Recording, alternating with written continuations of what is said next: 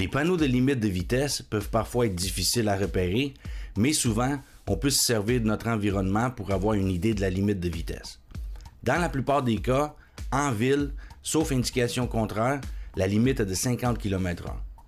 Si vous approchez d'un parc ou d'une école, surtout une école primaire ou un parc pour enfants et que vous apercevez des terrains de jeu pour enfants, balayez bien du regard et cherchez un panneau de 30. Il y a de fortes probabilités que ce soit une zone de 30. Faites attention aussi à bien contrôler la vitesse dans les pentes.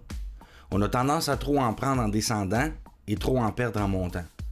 Donc, si vous êtes déjà à la limite de vitesse en approchant d'une pente descendante, lâchez l'accélérateur et s'il le faut, freinez un peu. En montant, accélérez pour maintenir votre vitesse. Une cause d'échec fréquente aux examens est la vitesse inadaptée. La vitesse inadaptée est quand on roule trop vite selon le contexte, même si on n'est pas en train de dépasser la limite.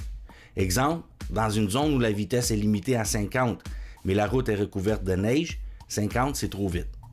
C'est le cas aussi quand on passe près de personnes qui sortent de leur voiture, de piétons qui traversent la rue, etc. Dans ce cas, maintenez toujours une marge de sécurité suffisante et s'il le faut, gardez le pied au-dessus de la pédale de frein au cas où vous auriez à freiner d'urgence. Si possible, la meilleure chose à faire dans ce cas est de changer de voie.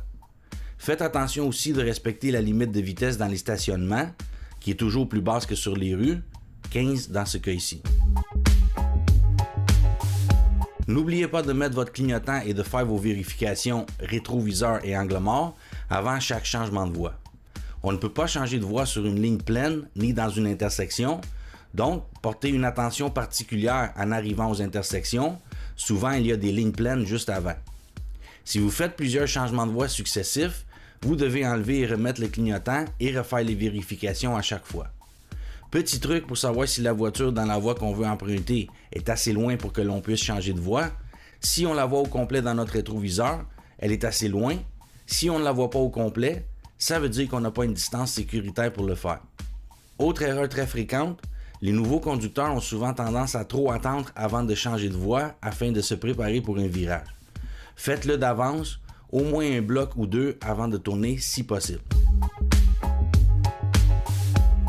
Au céder le passage, deux erreurs sont très fréquemment commises par les nouveaux conducteurs. 1. Ils regardent toujours à la dernière seconde avant de s'engager. 2. Ils ont tendance à déborder dans la deuxième voie en tournant. Assurez-vous de regarder d'assez loin en approchant et céder le passage. Regardez au moins 3 fois. De loin, ensuite un peu avant de s'engager dans le CD et finalement, immédiatement avant de s'engager. Regarder les feux de circulation des autres voitures peut aussi aider. Il y a principalement 2 types de céder le passage. Ceux dont la voie est réservée pour nous, c'est-à-dire que les voitures qui arrivent de la rue où on veut s'engager sont dans la deuxième voie, et ceux dont la voie est partagée, c'est-à-dire que les voitures qui arrivent de la rue où on veut s'engager sont dans la voie que l'on veut emprunter. Portez une attention particulière à ces derniers. Normalement, quand c'est un céder le passage réservé, les voies sont séparées par une ligne pleine. Face à une lumière jaune, on doit toujours s'arrêter si on peut le faire de façon sécuritaire, c'est-à-dire s'il n'y a pas de danger de se faire percuter par la voiture qui nous suit ou de finir notre freinage dans l'intersection. 2 indices dont on peut se servir pour savoir si la lumière va devenir jaune bientôt sont 1. Les décomptes pour piétons. Dans beaucoup de cas, la lumière devient jaune quand le décompte arrive à 0. Et 2.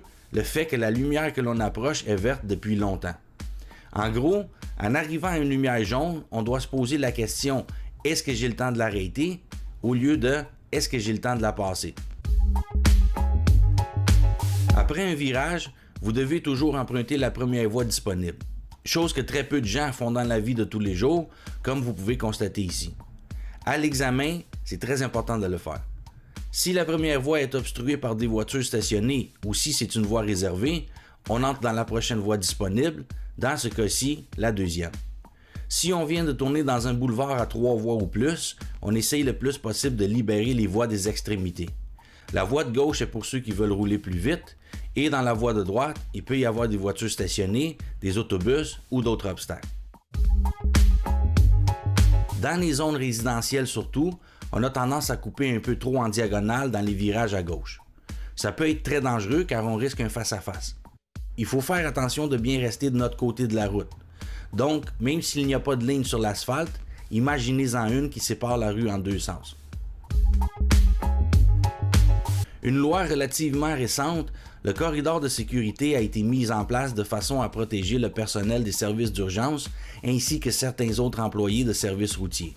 Si par exemple vous approchez d'une voiture de police arrêtée sur le bord de la route et qui a ses gyrophares en fonction, vous devez laisser au moins une voie entre vous et eux si possible.